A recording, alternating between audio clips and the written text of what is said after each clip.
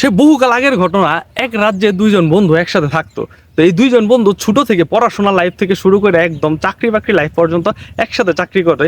তো ওই দুই বন্ধু একসাথে থাকে, একজনের ছাড়া আরেকজন বাঁচে না। তবে এই দুই বন্ধুর মধ্যে এক বন্ধুর নেচার আছিল কি, সে সবসময় বলতো যে আল্লাহ যা করে ভালোর জন্যই করে, আল্লাহ যা করে সবসময় মঙ্গলের জন্যই করে। তার মুখে সবসময় এই কথাটা থাকতো। সে কোনো বিপদে পড়ছে তখনও বলতো আল্লাহ যা করে ভালোর জন্যই করে, সে কোনো ভালো কাজ করছে তখনও বলতো আল্লাহ যা করে ভালোর জন্য করে। তো দুই বন্ধু যখন একসাথে রান্না বান্না করে খাইতেছে, তারা পান খাওয়ার অভ্যাস ছিল তাদের মধ্যে। তো পান খাইতেছে, পান খাওয়ার সময় তারা সুপারি কাটে না, জাতা থাকে, জাতা দিয়ে যখন সুপারিটা কাটতে গেছে, এক বন্ধুর এই আঙ্গুল, একটা আঙ্গুল পুরোটা কাইটা পড়ে গেছে গা। তো তখন তো সে খুব দুঃখ প্রকাশ করে, বন্ধু আমার আঙ্গুল কেটে গেছে।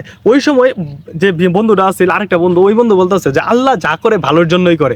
এই কথা শোনার পর তো সে চিত্তে গেছে যে আমার আঙ্গুল কেটে পড়ে গেছে, আর তুই বলতেছ আল্লাহ যা করে ভালোর জন্যই করে। তুই কিসের বন্ধু? তুই বন্ধু নামের কলঙ্ক, তুই শত্রু। আমার আঙ্গুল কাটাতে কি তুই খুশি হয়েছিস? তাহলে কেন বললি যে আল্লাহ যা করে ভালোর জন্যই করে? তখন ওই বন্ধু বলতেছে উত্তেজিত হইস না, আসলে আল্লাহ যা করে ভালোর জন্যই করে। যা, তোর সাথে কোনো আমার সম্পর্ক নাই, তোর সাথে কোনো আমার নাই, আমি তোর সাথে থাকবো না, তুই আমার ভালো চাস না। এটা ভাইবে ওই বন্ধু ভুল বুঝে পাশের রাজ্যে চলে গেছে। তো পাশের রাজ্যটা এমন ছিল, ওই রাজ্যে কোনো বিচার ছিল না, কোনো বিচারের ব্যবস্থা ছিল না। ওই রাজ্যে জিনিসপত্রের দাম এমন ছিল যে আপনার ফল ফ্রুটসের দাম খুবই কম, দেখার পানির দামে সব পাওয়া যেত। জিনিসের দাম কোনো নিয়ন্ত্রণে ছিল না, সব জিনিসের না দাম ছিল একদম হাতের নাগালে, একদম কম। তো ওই দেশে যাওয়ার পরে সে ওইখানে কাজ করতো, আর ওইখানে যে কম দামে ফল ফ্রুট মধু টডু এগুলা পায়া সব কিছু খাইতো। খাওয়ার পরে তার স্বাস্থ্যটা এমন হয়েছে, সে সুসামদেহের অধিকারী, সে একদম বডি বিল্ডার। তারা দেখলে একদম মনে করেন চাইয়ে থাকে, এমন সুদর্শন হয়েছে, চাইয়ে থাকতে মন চায়। তো ওই রাজ্যের রাজার একটা অদ্ভুত নিয়ম আছিল। ওই নিয়মটা হইতেছে যে রাজার প্রতি আমাবস্যা রাতে একজন করে সুঠাম দেহের অধিকারী, ভালো বডি টডি দেখতে সুদর্শন একটা বালক বা একটা পুরুষে বলি দিতে হবে তার ইয়ার সামনে, মানে তার রাজ্যে। এটা হচ্ছে রাজার একটা নিয়ম আছিল, ওই যে স্বৈরাচার রাজা, ফ্যাসিস্ট রাজা। তো প্রত্যেক আমাবস্যা রাতে, মানে প্রত্যেক মাসে একজন করে মানুষ এইভাবে তারা বলি দেয়, নরবলি দেয়। তো দিতেছে এরকম করতে করতে করতে করতে ওই রাজ্যের যত সুদর্শন পুরুষ আছিল, সুদর্শন ছেলে আছিল, সব বলি হয়ে গেছে। এরপরে আর সুদর্শন কোনো পুরুষ নাই। এখন কি করব? এখন সে খুঁজতেছে যে কারে দেওয়া যায়। তার যে সিপাহীগুলো আছে, সিপাহীগুলারে পাঠাই দিছে, যাও খুঁজে বের করা। এখন সিপাহীগুলো এসে বলতেছে সারা রাজ্যের মধ্যে সুঠাম দেহের অধিকারী কোনো পুরুষ নাই, এখন কি করা যায় রাজ্যা? যেভাবেই হোক একজন তো লাগবেই, আমার অমাবস্যা রাত্রে যেভাবেই হোক এটা নরবলি দিতেই হবো, নয়তো হবে না, আমার রাজ্যের নিয়ম নষ্ট হবো, এটা করতেই হবে। তো ওই যে ফ্যাসিস্ট রাজা, এই রাজার কথাই পরে খুঁজতে খুঁজতে ওই সিপাহীরা খুঁজে পাইলো যে এই বিদেশি আছে, এই বিদেশি তো সুঠাম দেহের অধিকারী, দেখলে রাজার পছন্দ হবো। তো রাজা যা বললো যে রাজা আমাদের এলাকার তো আর কেউ নাই, একটা বিদেশি আছে, এরকম এরকম বর্ণনা দিল। তারপরে বললো ঠিক আছে ওই বিদেশিরাই ধরে নিয়ে, ওই বিদেশিরাই দরকার।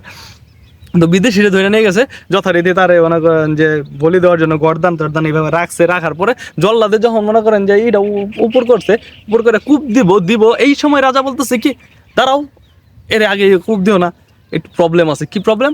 ওই দেখো ওর আঙ্গুল একটা কাটা, এই আঙ্গুলটা নাই, ওর মধ্যে তো দোষ আছে, ওরে দিয়ে তো আমার বলি হবে না। আমার তো লাগবে একদম মনে করো যে যার মধ্যে কোনো স্পট নাই, কোনো দোষ নাই, যেরকম যে কুরবানির পশুগুলা দেওয়া হয় এরকম লাগবে, একদম মনে করেন স্পট ছাড়া।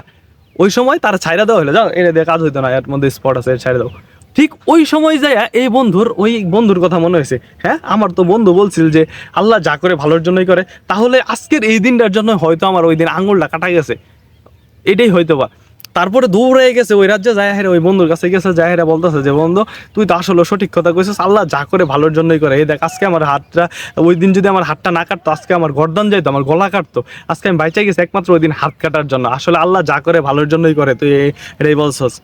ওই সময় কিন্তু বন্ধুরা বুঝতে পারছে, দুইজনেই বুঝতে পারছে যে আল্লাহ যা করে ভালোর জন্য করে। এই জন্য আপনাদের বলতেছি, আপনি যে কোনো বিপদে পড়েন, যে কোনো সমস্যায় পড়েন, ওই সময় আল্লাহর উপর ভরসা রাখবেন, আল্লাহ যা করে ভালোর জন্যই করে। আজকে হয়তো অ্যাক্সিডেন্টে আপনার হাত কেটে গেছে, আপনার পা কেটে গেছে, একজন মারা গেছে, বা আপনার কোনো অন্য কোনো সমস্যা হয়েছে, কোনো বিপদ হয়ে গেছে, ওই সময় আপনি আল্লাহর উপর ভরসা রাখেন যে আল্লাহ যা করে বান্দার মঙ্গলের জন্যই করে। কারণ আমি আজকে হয়তো বা সাময়িক সময়ের জন্য মনে করতেছি এই জিনিসটা আমার জন্য খারাপ, কিন্তু আল্লাহ হয়তো বুঝতেছে আজকে এই জিনিসটা যদি আমার দিয়ে দিত বা কাইরা না নিত, আরেকদিন হয়তো এটার দ্বারা আমার অনেক বড় ধরনের ক্ষতি হইতো। এই জন্যই বলতেছি সবাই আল্লাহর উপর পূর্ণ বিশ্বাস রাখবেন, সবাই ভালো থাকবেন, সবাই সুস্থ থাকবেন। আসসালামু আলাইকুম।